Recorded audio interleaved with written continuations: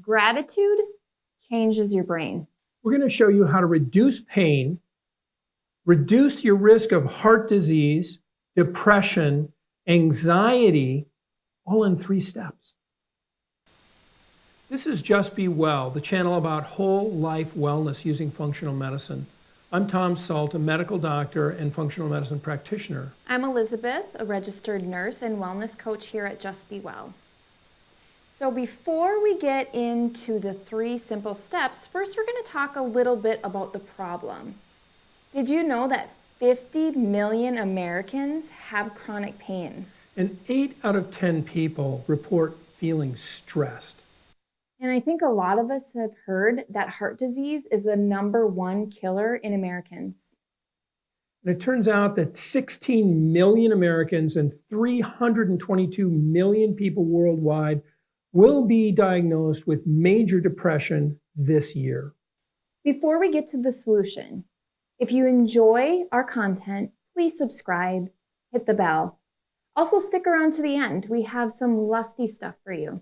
And if you're giggling right now, look it up. Lusty doesn't mean what you think it means. Doesn't. So now we're going to talk about 3 ways in which gratitude actually benefits your mind, and then 3 ways to increase gratitude in your life. One way gratitude benefits our brain is it reduces stress and pain. Gratitude lights up the same areas of the brain associated with pleasure and social connection. It also lights up areas of the brain associated with emotional regulation. Additionally, it improves your heart rate variability. Heart rate variability is a measure of the beat-to-beat change in your heart rate.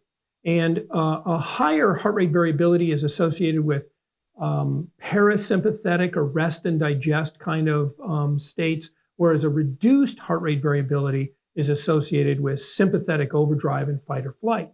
So by helping improve heart rate variability, it's actually bringing you out of fight or flight. Gratitude also reduces body tension.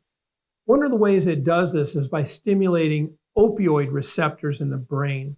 These receptors are there actually to improve and reduce stress and anxiety. It also helps stimulate social bonding centers in the brain. So feeling gratitude actually increases our social connection. And as we've talked about before, one of the best all-cause health improvements is social connection. Gratitude can also help with depression and anxiety. Gratitude actually helps rewire the brain.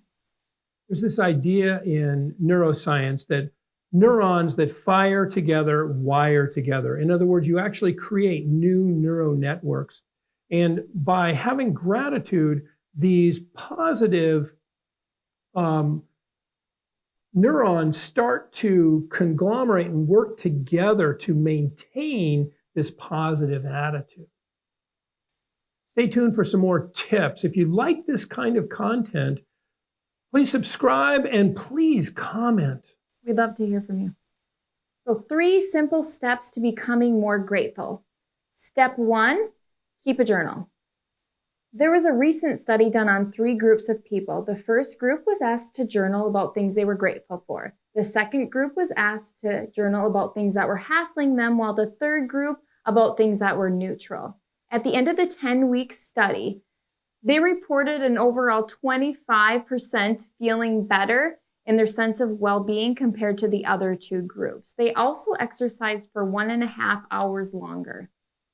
Number 2, tell a spouse, a friend, or an associate what you appreciate about them. The simple act of telling somebody that you appreciate them lights up your gratitude centers, rewires your brain, and helps just all of the things that we've talked about already. Not to mention what it probably does for them. I know if I were to receive from somebody that they were feeling grateful for me, it would definitely make me feel better. It would turn my day around. Absolutely. Step 3, as you're brushing your teeth, look in the mirror and say something good about yourself. Tell yourself something that you did well today, or tell yourself 3 things that you like about yourself.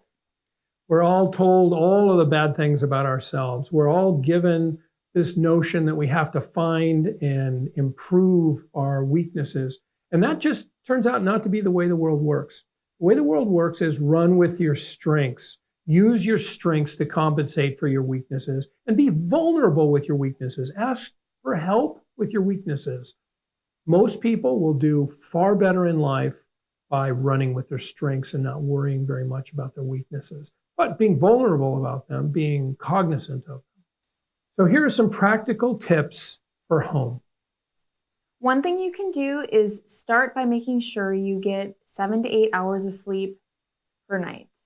We're all a little grumpier when we don't get the right amount of sleep. I know I am. Mm-hmm. Nutrition. Not only do you need to have healthy nutrition, so you have the building blocks to repair and heal, but certain foods can trigger you. So try to become cognizant, aware of those triggering foods. And one other thing you can do is really pay attention to your relationships. Embrace the good and let go of some of the toxic.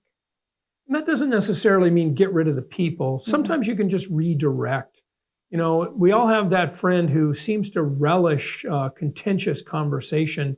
And if that's not you, then when the contentious conversation comes up, just instead of responding to the contentious issue, just say, oh, hey, that reminds me, I saw your niece, or I saw your daughter, or I saw our mutual friend. Just completely change the subject. It's amazing. They won't even notice. This is Just Be Well.